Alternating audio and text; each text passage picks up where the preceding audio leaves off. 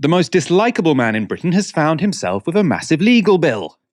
Laurence Fox was sued for libel after calling former Stonewall trustee Simon Blake and drag artist Crystal paedophiles on social media.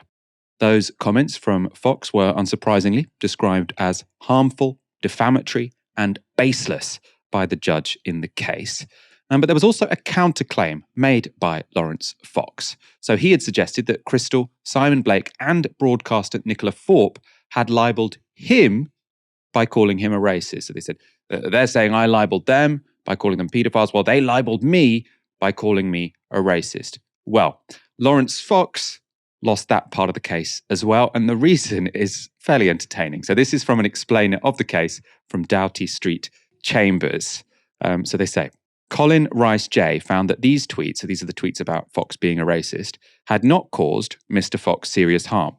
There were multiple other probable causes of any damage to Mr. Fox's reputation, including his tweet in relation to Sainsbury's, his comments on Question Time in January 2020, and his subsequent public comments on racial issues. These included a tweet showing LGBT Progress pride flags cut up and arranged into a swastika, for which he was suspended from Twitter, a tweet of himself photoshopped into blackface, and a flowing with blood tweet about racist unrest in the UK.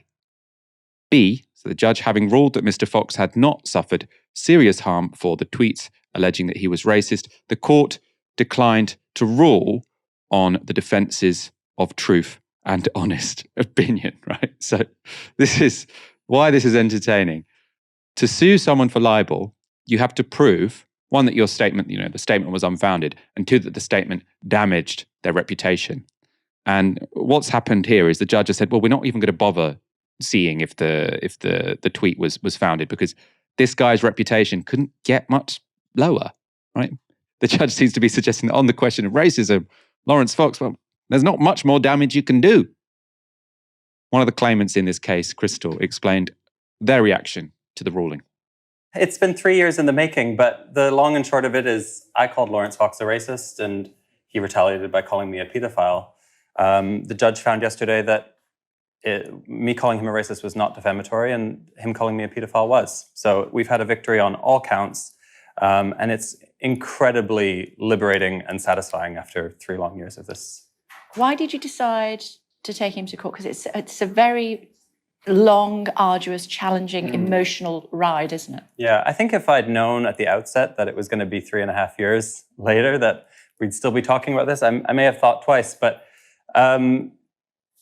honestly, he's a bully, and accusations of pedophilia against people in the queer community, against drag queens, these are old tropes, and I didn't want to stand for it. I didn't want to let that slide.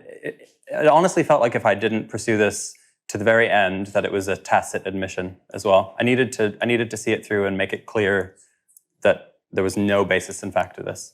Crystal also gave an insight into Laurence Fox's behaviour inside the court.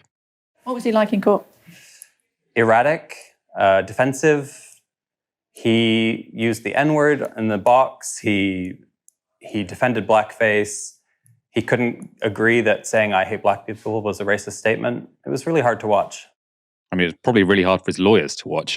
Helena, if you're going to court trying to claim that you've been falsely called a racist, then behaving in the way that Crystal described there doesn't seem like the most sensible strategy.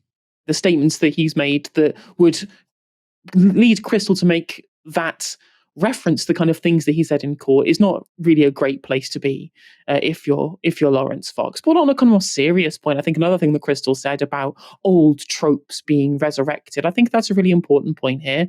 This kind of groomer panic, quote unquote, has been very frenetic on Twitter, and I think the rhetoric needs to simmer down quite a lot. This is something from the 80s about gay men coming for your children, and that's been part of a broader kind of right-wing tactic of using this to attack the gender diverse community. Of course, we remember all of these clips from Drag Queen Story Hour saying, well, how can children be around drag queens when it's been part of UK kind of culture for a very, very long time. We've had drag queens all over our media for a very long time, and children have watched these in contexts that have been very child-friendly. It's not really been a problem, including, I think it was it Turning Point UK, correct me if I'm wrong, who were having protests against pubs who had drag queen story hour going on, if I remember correctly.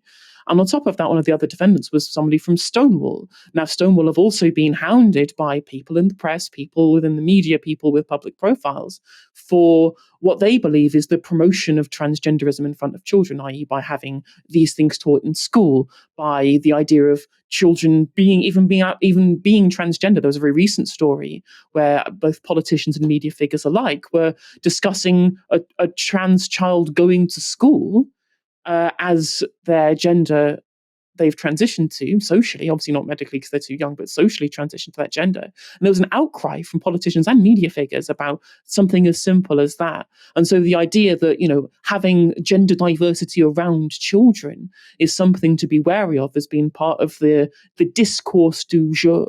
And because of these continually heightened tensions on both sides of this discussion, although as you can tell, I come down on one side of this discussion very heavily, a case like this happening eventually was always going to be the end result. The sort of moral panic about drag queens just seems, I mean, obviously it's ridiculous and offensive and sort of, it's trying to target a minority with very sort of homophobic, transphobic tropes. But it's also just completely ridiculous because, like the pantomime dame is such a sort of staple of British entertainment culture, as is sort of the likes of Lily Savage. And then people say, well, yeah, but they weren't sexualized drag queens. Have you ever seen a Lily Savage show? Right? Yeah, and sometimes they were late at night, sometimes they were before the watershed. And guess what? Lots of shows which are sort of directed at kids, people are smart, right? So you have a sort of innuendo, which the parents might understand, but the kids won't understand. So like that has been a staple of family comedy in the UK for a very, very long time. So to make it out that this is some sort of craze of, it's completely bizarre. We like to be fair on this show. Laurence Fox gave his response outside the court. Let's take a quick look at part of it. I asked in 2020, I asked for a jury because I think the best way of defining the meaning of how someone is and what the perception, the court of public opinion, which is actually more important in many ways, as this court is proving, is somebody a racist? Ask a jury, be tried by a jury of your peers. But we've ended up with a judge who has sat there and has said, I'm not going to define the meaning of the word racist. So how can you enter into a defamation trial without knowing what it is you're being defamed at? So essentially what we got after, several million quid is a nothing burger again. So as I was explaining before, I think the part that sort of Laurence Fox is misunderstanding is the judge didn't rule on whether he was a racist because the case failed on the first count, that he didn't think it could have damaged his reputation because his reputation was already very low. Because he'd say lots of the public already think he's a racist, so calling him a racist doesn't matter that much. I was actually thinking about this because I don't necessarily want to sort of get massively behind the sort of libel system in this country. I think it's very difficult to get through if you don't have much money. It is one way where sort of celebrities can bully people with less money than them, sort of get them to cough up for, I think in many cases, saying something quite reasonable. No defenses of Laurence Fox, of course, no sympathy for him whatsoever. My worry, though, about the way this case was done is that I was thinking about Jeremy Corbyn, right? So people often saying, Jeremy Corbyn should have sued the people who called him an anti-Semite. But you could imagine a court case where the judge said, well, I'm not going to look at the truth of this. I'm not going to look about whether you are an actual anti-Semite. I'm going to say your reputation has already been damaged so much by this Panorama documentary, by all of your backbench MPs, that enough of the public think you're anti-Semitic. So it's unlikely that this tweet could have changed their mind. So, obviously it's easy to watch this when the subject of it is Laurence Fox, who, as I say, seems to be one of the most unpleasant people in the country. But just to sort of, this isn't, I think in celebrating the downfall of Laurence Fox, we shouldn't necessarily sort of say, yay for British libel laws.